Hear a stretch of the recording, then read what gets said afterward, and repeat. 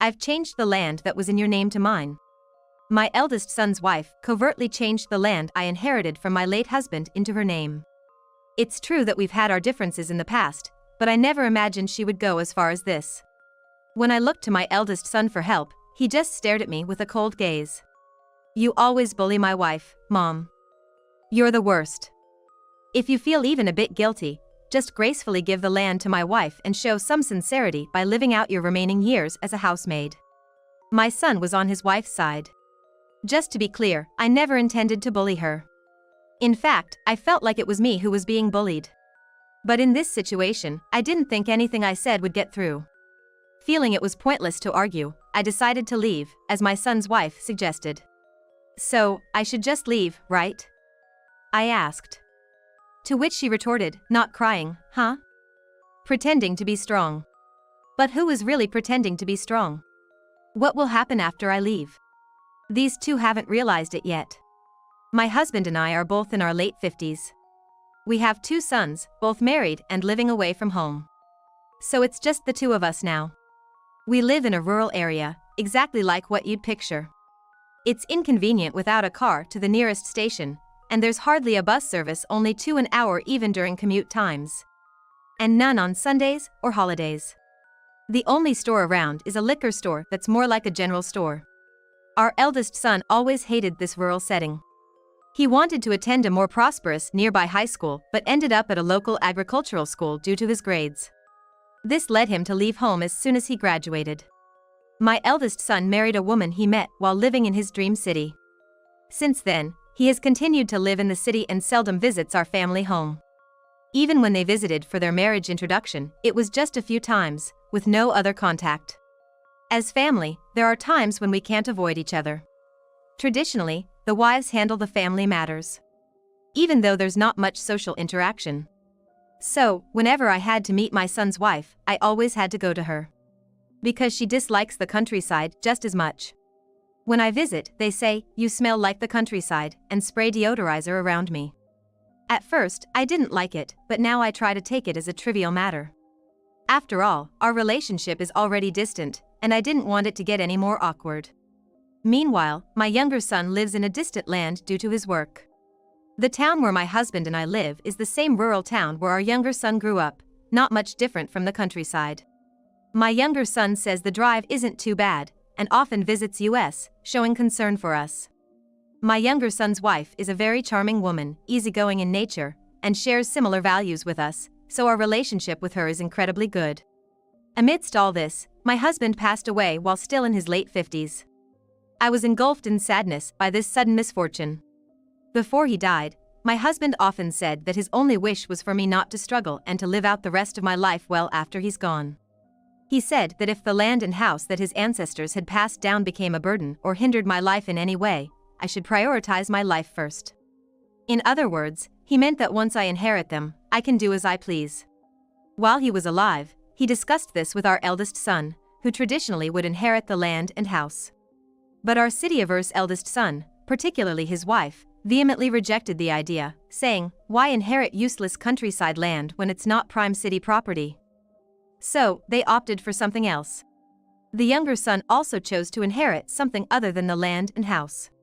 I later learned from my younger son that he thought it best for me to inherit the property because it was filled with memories of my husband and me.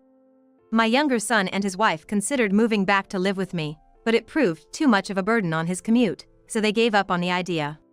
Still, they've told me, "Don't struggle alone. If it ever becomes unavoidable, we'll welcome living together in the family home." I don't intend to sacrifice my sons' lives for the sake of the land and house. When the time comes, I'm prepared to make a clean break. So, I ended up inheriting the land and house, while my sons equally divided the rest of the property. After my husband's death, development in the neighborhood began, and the value of the land started to rise. I'm in my 60s now, but I still have the energy and enthusiasm to enjoy life in the countryside. Some people, disliking the development, moved even deeper into the mountains, and everyone has their own opinion about it.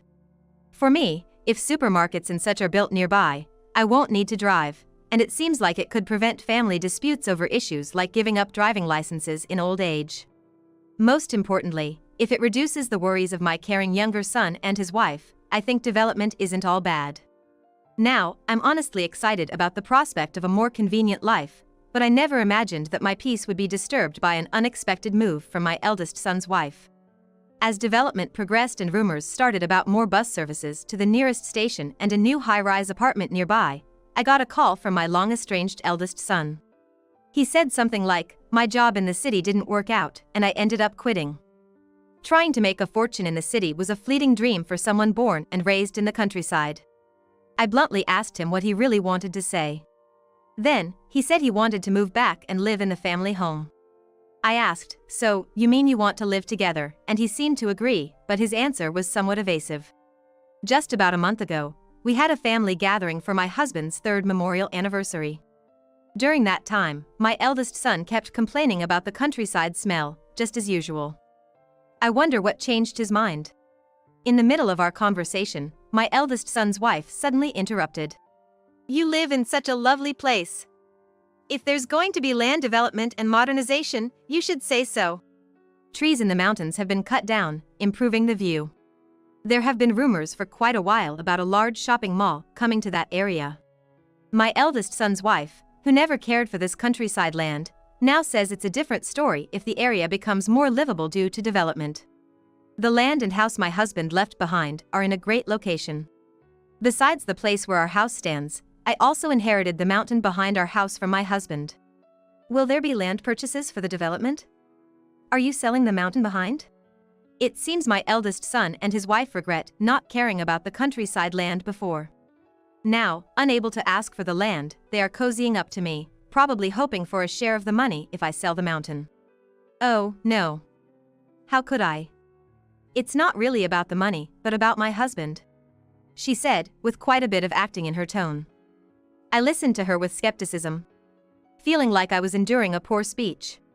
To summarize, it seems true that my eldest son lost his job and is now unemployed. Their savings are so low that even next month's rent is in jeopardy. When I asked, "What about the inheritance you and your younger brother split?" she said they'd rather not touch it if possible. Since my husband's 3rd memorial anniversary just ended, she wants to ponder a bit more about how to use the remaining money. But if they're struggling, I thought they should use it. I held back from saying that, as it might be taken as cold-hearted. Struggling to pay for gas and electricity after rent, my eldest son's wife tearfully appealed. "Please let us live with you." "So, you're going to live in the countryside? You, who always hated it and clung to city life, think you can manage here?" I asked my eldest son if he planned to find a job in the countryside. I also suggested it might be better for him to find work in the city. I couldn't imagine my eldest son, who left for the city as if running away, now accepting a rural life. He said, "It's a matter of survival. We might soon struggle even to eat, so I need help." Until the end, he didn't clearly say whether he would look for work in the city or the countryside. So, I set conditions. Living together would be temporary, just until he finds a new job.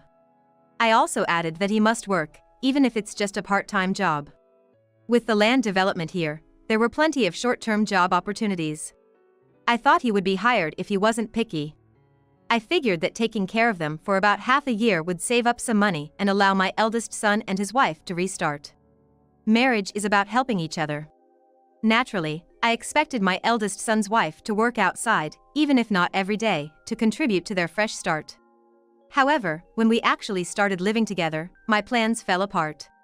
True to his word, my eldest son spent his days job hunting. He looked for jobs during the day and worked as a security guard at a construction site in the evening. At first, my eldest son's wife seemed cooperative, but as he started spending more time away for job hunting and work, she suddenly changed her attitude. Ugh, this is so annoying. I can't deal with this. Shopping with a pickup truck, it's just too much for me. Shopping had become a once-a-week affair, and a pickup truck was more practical for that purpose than a fancy city car. It was my eldest son's wife who had initially offered to do the shopping. But after going once, she refused to do it again, saying it was embarrassing to use a pickup truck. When my eldest son was around, she'd say things like, "The food I cook is delicious," or "I want to learn, please teach me." But when he wasn't there, she'd say the complete opposite. "I can't stand this country-style cooking. I want French cuisine," she'd start. She'd call traditional home cooking annoying and skip her turn to cook. One day, my eldest son's wife said she'd cook dinner, so believing her, I went to tend to the mountain behind our house. Regular maintenance is necessary to prevent the mountain from becoming overgrown. Especially important are things like seasonal changes and leaf removal. Since my husband passed, I've been hiring young people from the village to help. But I couldn't always leave it to others, so I occasionally checked on it myself. After a tiring afternoon, I returned home to find it dark and locked, unable to get in. I couldn't reach my eldest son's wife on her phone, and just as I was wondering what to do, my eldest son returned. As I was explaining the situation, my eldest son's wife arrived and I asked her why she'd locked the house and where she'd been. "How could you? I did exactly as you asked and went shopping, and now you forget," she retorted. She then explained to my son that I had demanded an unreasonable dish and threatened to kick her out if she couldn't make it tonight. I hadn't said any such thing, and didn't even know she'd left the house. But my son took her side without question. "Just because we're living together reluctantly, doesn't mean you can bully my wife. She's not used to country life. It's impossible to find ingredients for fancy cooking here." He accused me of intentionally making things difficult for his wife. My son and I had our differences and had argued before, but being unfairly scolded like this was a first. Even though he was my son, he felt like a stranger, which was sad. I didn't expect him to always take my side. But in a good marriage, husbands usually side with their wives.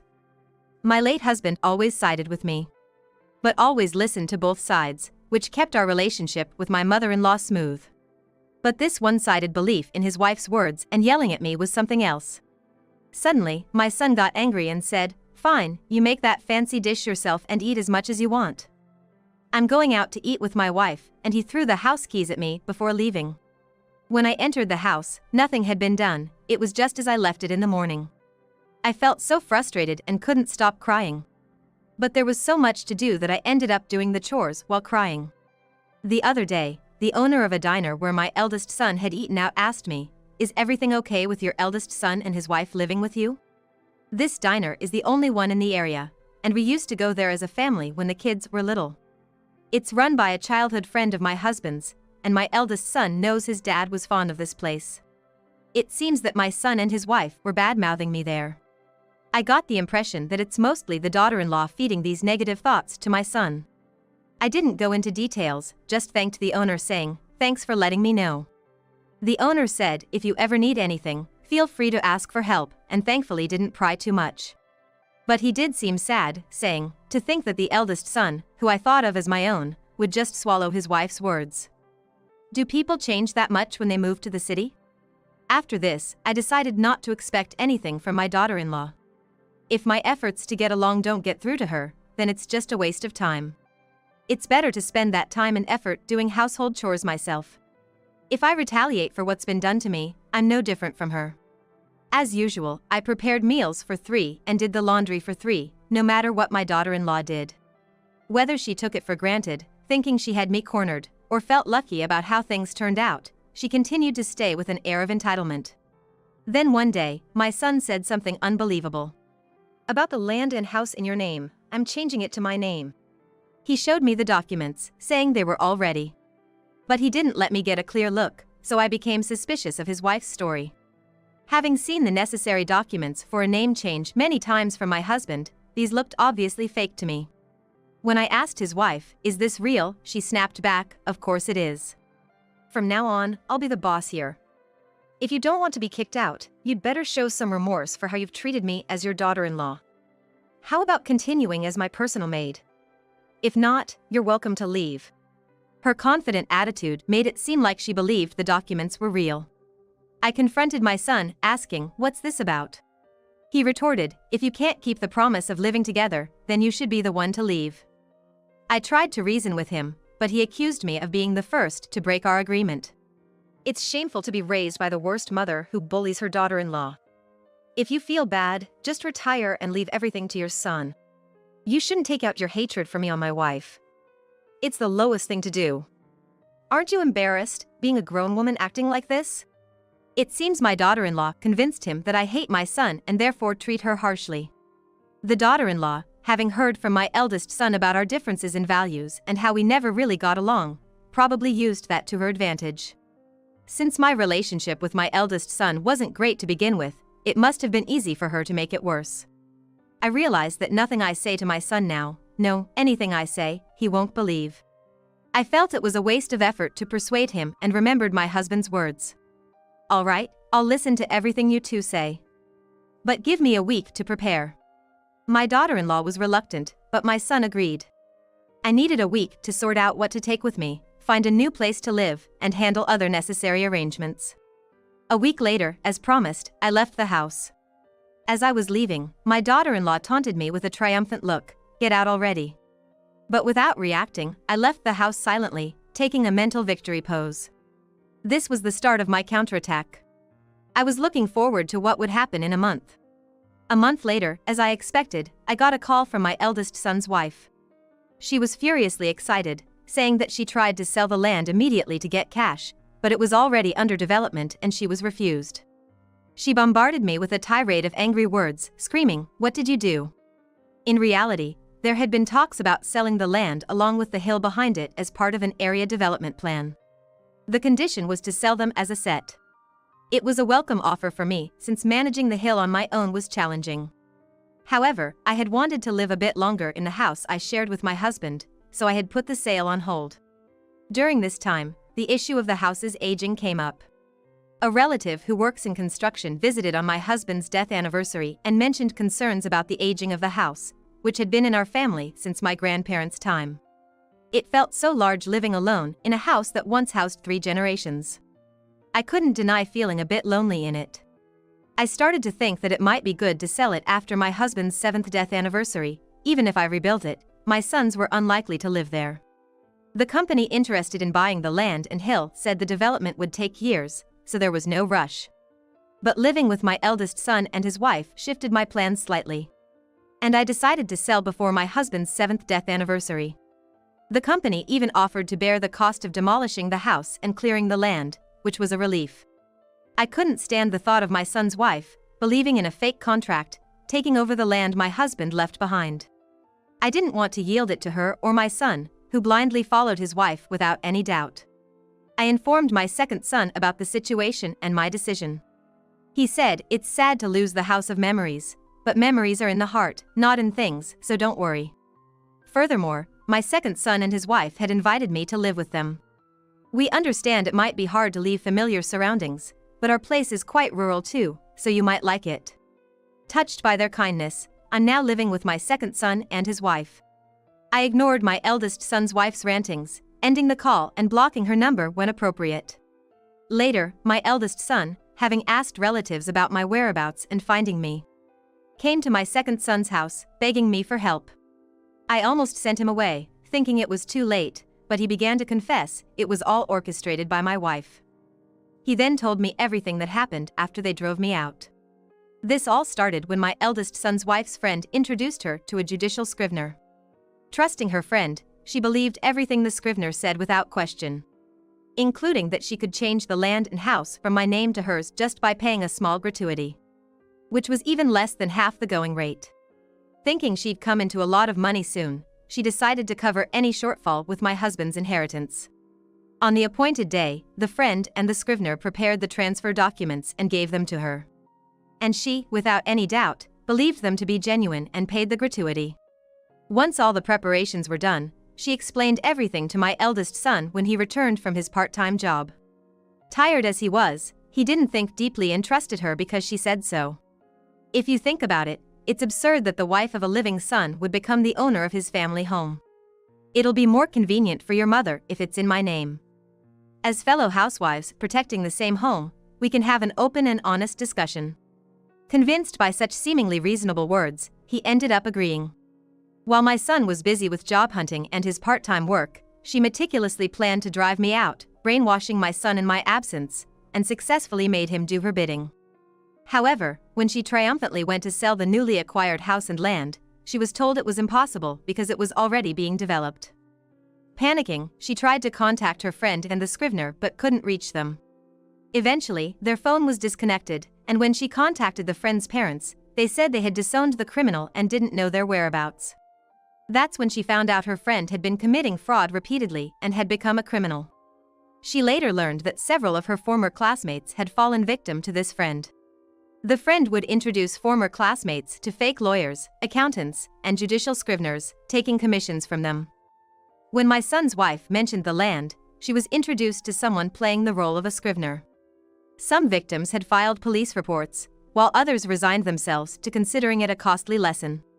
But these people had homes to go back to, even after losing money. For my son and his wife, it was more than just losing money. They lost their home and the inheritance, so their immediate concern was not about filing a police report but how to deal with the situation. When I suggested they could rent an apartment since most of the inheritance should still be there, my son revealed that the cash card for the account where the extra money was deposited had been swapped. And all the money was withdrawn by the time they realized. They were literally penniless and begged me for help, with my son pressing his forehead to mine. Apparently, they were charged extra because the creation of the fake transfer documents was supposedly difficult. My son's wife went to withdraw the money with her friend, who likely stole the ATM pin then. Professionals can swap cards without being noticed. My son's wife, driven by short-term greed, lacked caution. Talking openly about the inheritance money probably made her an easy target. A little while ago, there had been warning messages circulating from my eldest son's wife's alma mater. They warned that some alumni were defrauding their classmates and juniors, advising everyone to be cautious about contacts or solicitations from people they hadn't been in regular communication with. But she had arrogantly dismissed it, saying, "Only fools fall for scams." I told them it was their own doing, driven by greed, and refused to help. There should still be some money that my son had saved from his part-time job. But he dismissed it, saying, "There's no way I saved any of that meager part-time job money. It all went to drinks with friends." Apparently, he had spent all the money he initially saved on going out drinking with his coworkers. "I'm not to blame for your lack of planning," I said, pushing my eldest son away once again. As I was getting frustrated with his persistent pleading, my daughter-in-law from my second son's family came home. Seeing her formidable presence, my eldest son might have felt a sense of danger and decided to leave. My daughter-in-law enjoys physical activities and recently started learning self-defense. She happened to return from her class just as my eldest son was there, and he got scared and ran off on his own. "I'm grateful for your timely return," I said to her, expressing my thanks. Later on, the eldest son and his wife started working as live-in staff at the diner run by my husband's childhood friend. However, they were soon kicked out for continually complaining about the low wages compared to the city. Do they not know how to repay someone's kindness? After that, nobody was willing to help them. One day, while living in cardboard boxes, they saw a new house being built on the land where our family used to live. My son's wife, in a fit of madness, broke into the house. "This is my land and house. It was supposed to be mine," she ranted, squatting in the house, which led to her arrest by the police. When the police contacted me to take responsibility for her, I refused. She then started a silent protest, refusing to speak unless I came. Even when the police asked for my help in persuading her, I refused. When they relayed that my son was asking for help, I said, "I have no obligation to help. Please, just put him behind bars." When arrested, my son's wife claimed she was deceived by fraud. While it seems she was believed due to similar complaints, it didn't erase her crimes. The fraudsters, her friend, and the fake scrivener, are still at large. And I heard that even if caught, the money they took won't be returned. It seems this ordeal has finally opened my son's eyes, not just about being swindled but also about misusing the inheritance.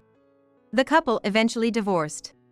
My son, unable to find stable work, seems to be struggling, while his ex-wife, fed up with rural life, returned to the city and worked in a bar at the city's edge. However, she suddenly disappeared one day. Apparently after accumulating significant debt. I've now officially started living with my second son and his family. Initially, our cohabitation was on a trial basis due to the situation with my eldest son's family. I didn't want to be a burden to my daughter-in-law. But living together turned out to be harmonious. We can speak our minds without tension, and my daughter-in-law, who is not overbearing, and I get along very well. We share similar tastes in food, exchange recipes, and enjoy our days together. Our relationship is so good that neighbors think we're actually mother and daughter. As my husband wished, I'm now enjoying the rest of my life with my second son's family. I visited my husband's grave, looking forward to sharing these stories with him.